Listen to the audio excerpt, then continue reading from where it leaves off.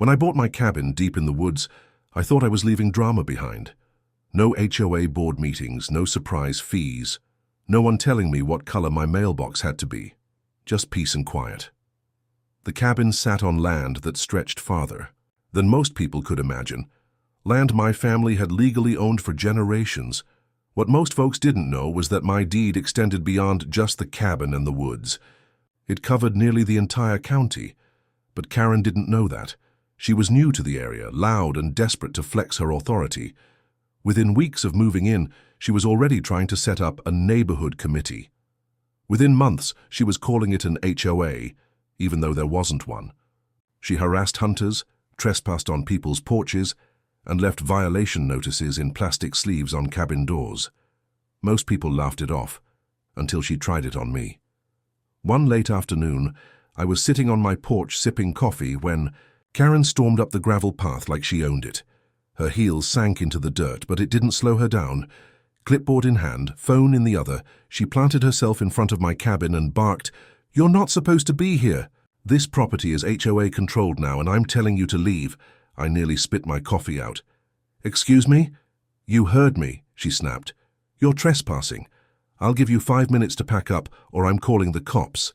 I leaned back in my chair, calm as ever. "Karen, this is my cabin.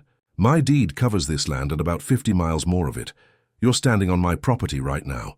She sneered like I'd just told her the moon was made of cheese. "Nice try. I don't care what paperwork you wave around. I make the rules here. If you won't leave, I'll make sure the sheriff drags you out." And with that, she pulled out her phone, punched 3 numbers, and said the words she thought would end it all. 911. "I'd like to report a trespasser." She had no idea she was about to start a fight she couldn't win.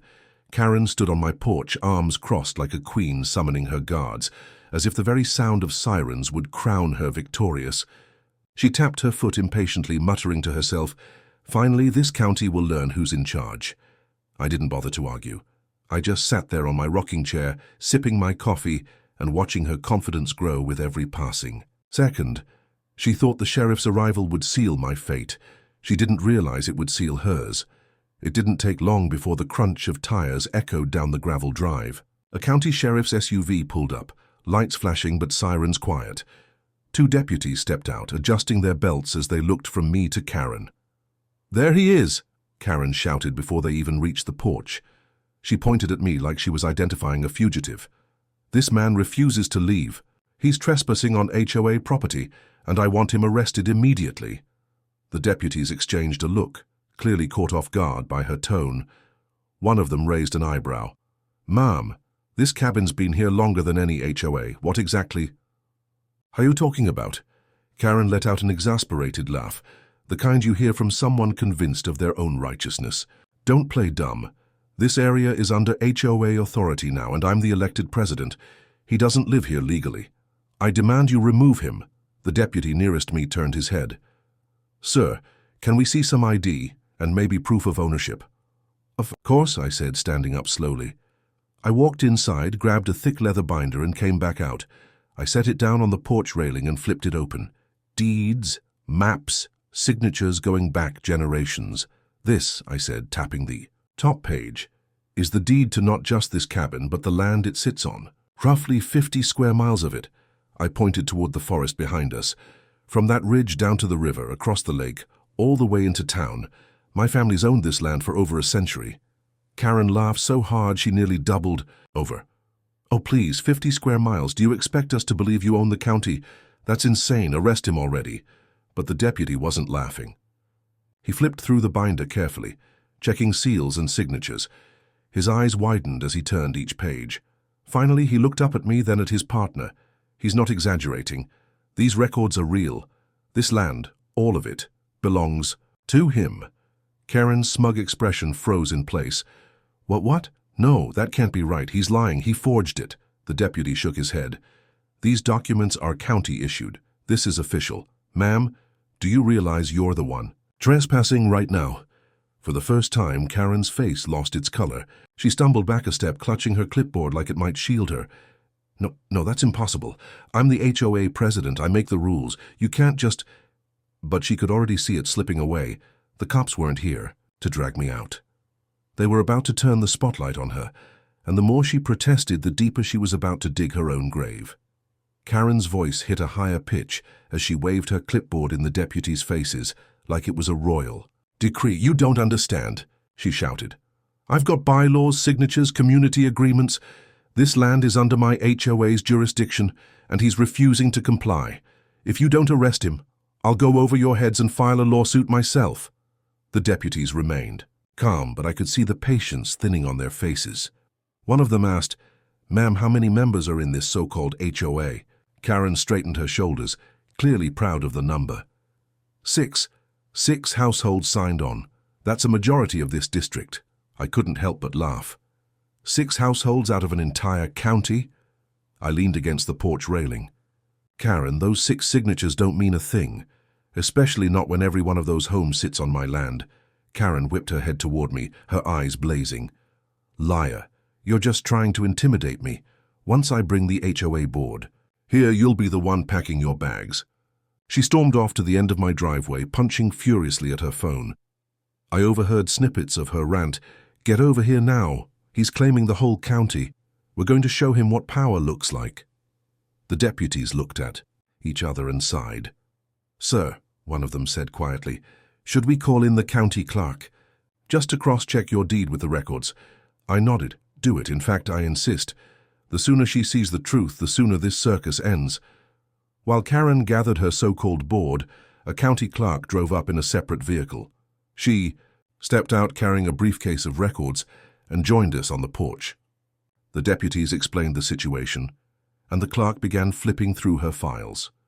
5 minutes later, it was over. The clerk held up the papers. "It's all here. Every acre of this county, including the homes of her so-called HOA members, falls under his deed." "Karen, you're not just overstepping. You're building an imaginary empire on someone else's land." Karen's face twisted, caught between rage and disbelief. "That's ridiculous. If that were true, how come nobody's ever stopped me? Why hasn't anyone said anything?" "Because most people avoid drama," I said evenly. "But you made a mistake. You picked the one fight you couldn't win." The deputies stepped forward, their tone firmer now. "Ma'am, at this point, you're trespassing, harassing, and filing a false police report. That's serious." Karen's clipboard slipped in her hands. She looked like a balloon slowly losing air, but she wasn't ready to give up. She jabbed her finger toward the woods. "Fine. If this land is his, then I'll challenge it in court. My lawyers will crush him. You'll all see." The county clerk shook her head. "Karen, you don't get it. This deed doesn't just hold up in court. It defines the court's boundaries.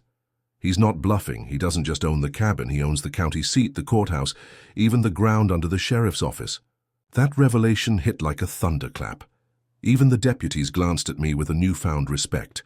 One muttered, "So technically, he's our landlord?" I gave a small shrug. "You could say that." Karen's jaw dropped. Her clipboard clattered to the gravel.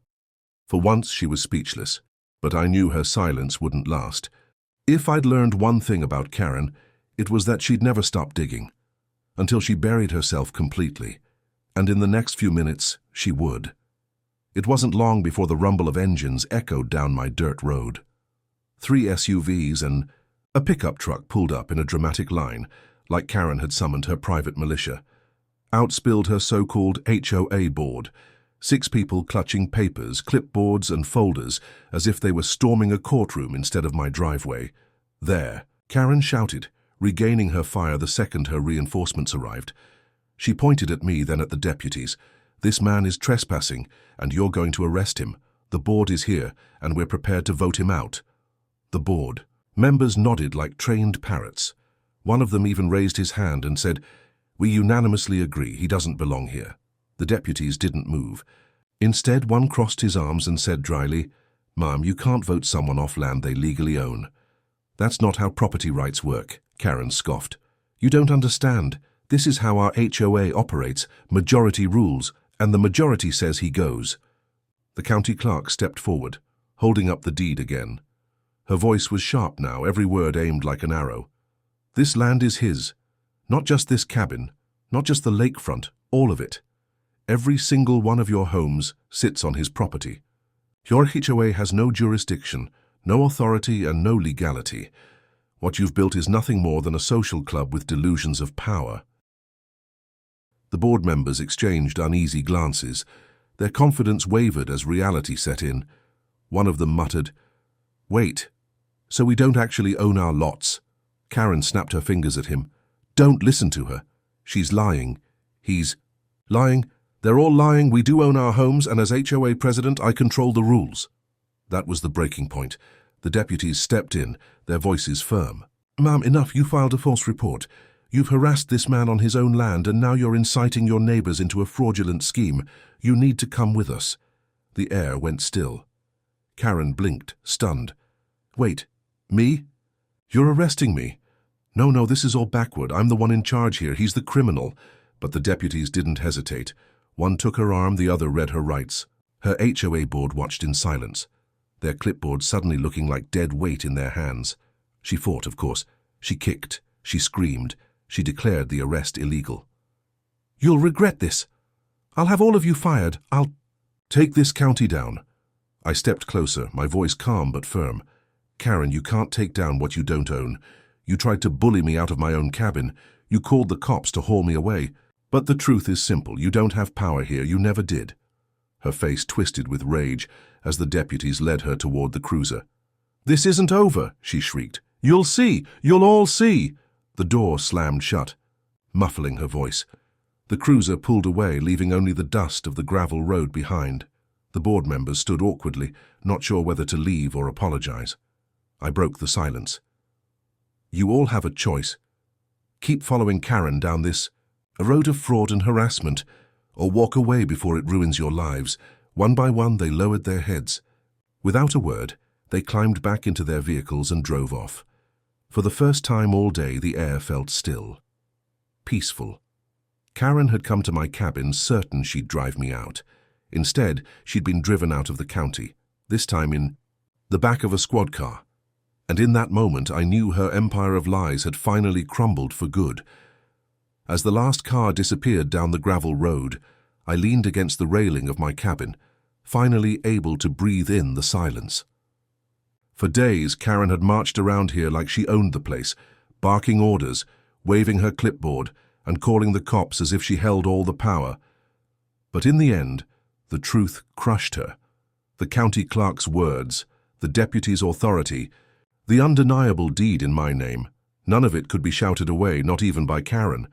What struck me most wasn't just her arrogance. It was how quickly she pulled others into her illusion, convincing them they were part of some great authority, when in reality, they were just pawns in her little game. That's what makes people like her dangerous. Not just the noise they make, but the chaos they create for everyone around them. And yet, watching the squad car drive away, I couldn't help but feel a strange sense of justice.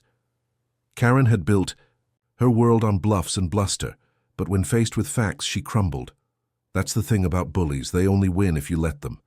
If you enjoyed seeing Karen's fake empire collapse, make sure you hit that like button right now. It helps this story reach more people who love seeing HOA Karens get put in their place. And don't forget to subscribe to HOA Karen Stories and turn on notifications, because trust me, this isn't the last time Karen or someone like her will try to rewrite the rules. And when they do, you'll want to be here to see what happens. Next, comment below. What would you have said to Karen when she claimed she owned the county? The best responses might be featured in the next episode.